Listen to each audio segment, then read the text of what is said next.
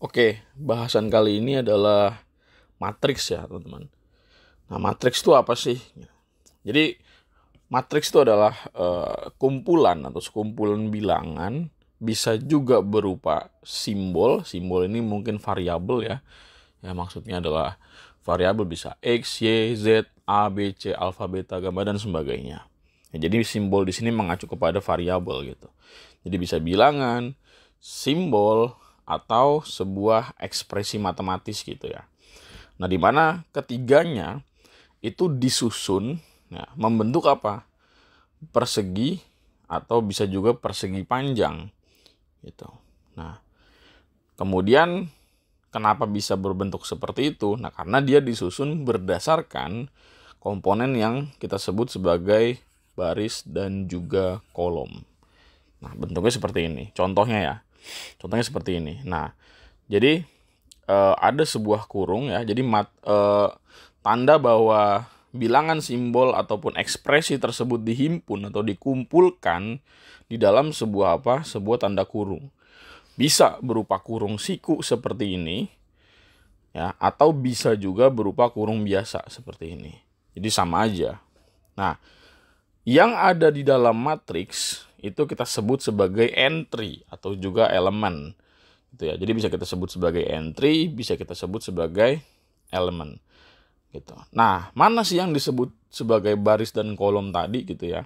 Nah, jadi baris itu adalah susunan entry yang horizontal. Ya, jadi susunan entry secara horizontal itu disebut sebagai baris. Nah, susunan entry secara vertikal itu disebut sebagai kolom. Nah, matriks itu dinotasikan sebagai huruf kapital. Ya, jadi matriks dinotasikan sebagai huruf kapital. Sedangkan elemen dari matriks ya, atau entry dari matriks itu non kapital atau huruf biasa gitu ya. Jadi huruf abjad tapi dia tidak kapital ya, bukan huruf besar gitu. Contohnya misalnya gini, jika A ya adalah sebuah matriks, maka ya A ya, ini gue bacanya AIJ dulu aja ya. Jadi kalau ada A kecil terus ada huruf kecil di sini di bawahnya I dan J. Nah, ini menyatakan elemen yang terletak pada baris ke I dan juga kolom ke J. Jadi AIJ ini dibacanya adalah elemen A ya, terletak pada baris ke I dan juga kolom ke J. Gitu. Jadi A itu sebagai matriks dan A kecil itu sebagai elemen matriks yang terletak pada baris ke I dan juga kolom ke J. Nah, contohnya di bawah ini nih. Misalkan ada matriks A ya, matriksnya entry-nya adalah 2 0 1 min 1 3 4. Nah, maka kalau kita sebutkan elemen yang terletak pada baris kedua dan juga kolom ketiga adalah berapa? Sekarang kita lihat. Ya, ingat, ini yang disebut baris, ini yang disebut kolom. Ya, horizontal itu baris, vertikal itu kolom. Katanya baris kedua berarti ini 1, ini 2. Oke. Jadi ini baris kedua. Nah, kolom ketiga berarti 1, 2, 3. Nah, mana yang terletak di baris kedua dan kolom ketiga? Yaitu 4. Ya, 4 itu terletak di mana? Baris kedua bener gak? Bener, dia baris kedua. Kolom ketiga bener gak?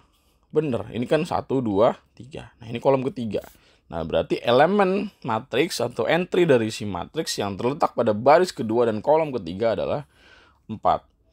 Gitu. Atau A ya, 2, 3 ya. A23 bukan A23 ya, tetapi elemen matriks A yang terletak pada baris kedua dan kolom ketiga adalah 4. Gitu ya. Nah, lalu matriks memiliki ordo. Apa itu ordo? Gitu ya.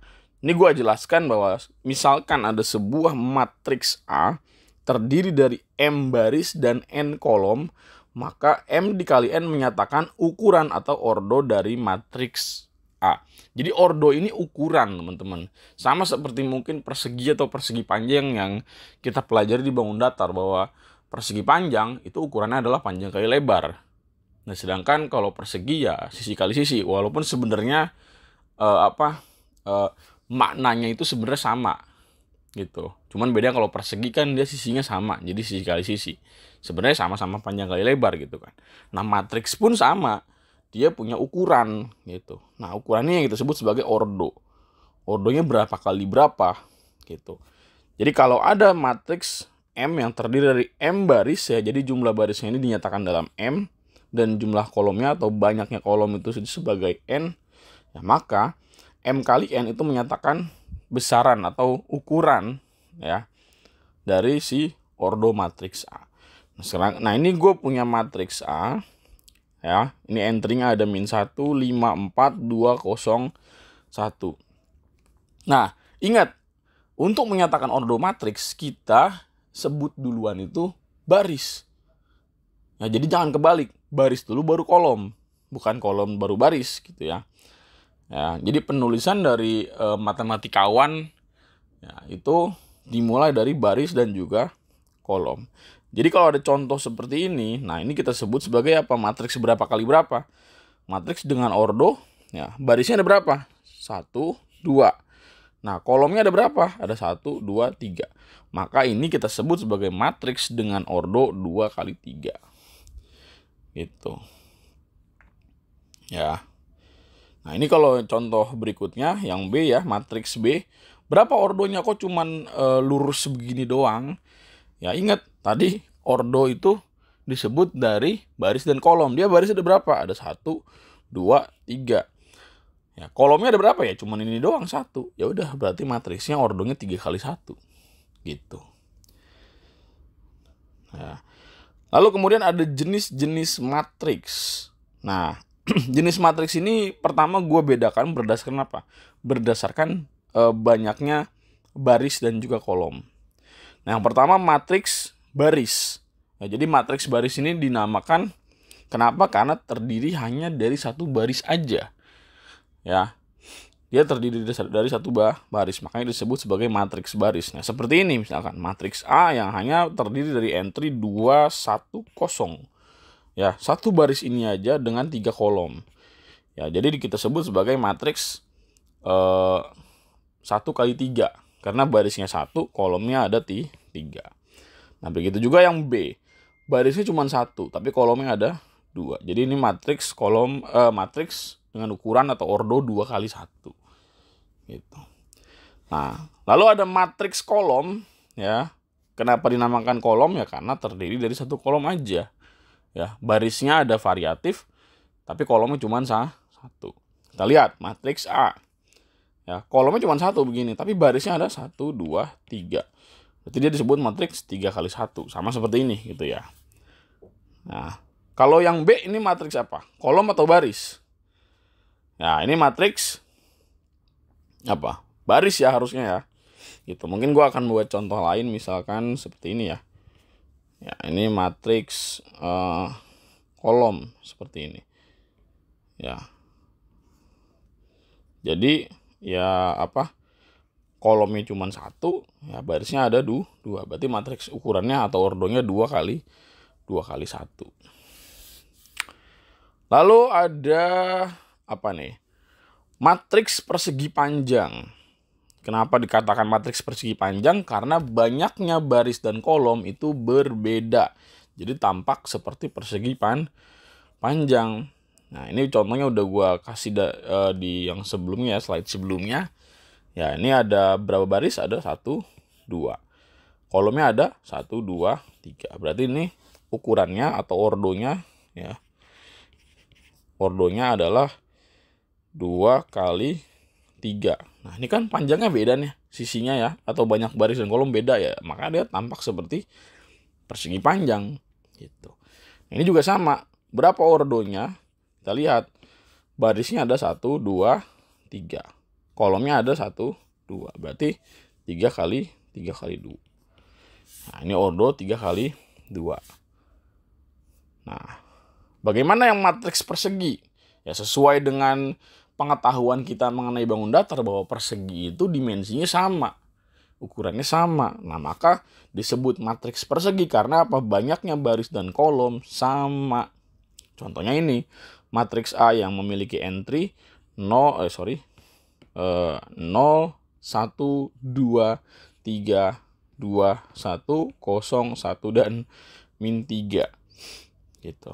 Nah, jadi ukuran sama berapa? Barisnya ada 3, kolomnya juga ada 3. Gitu. Sama ini juga yang B, ya matriks B.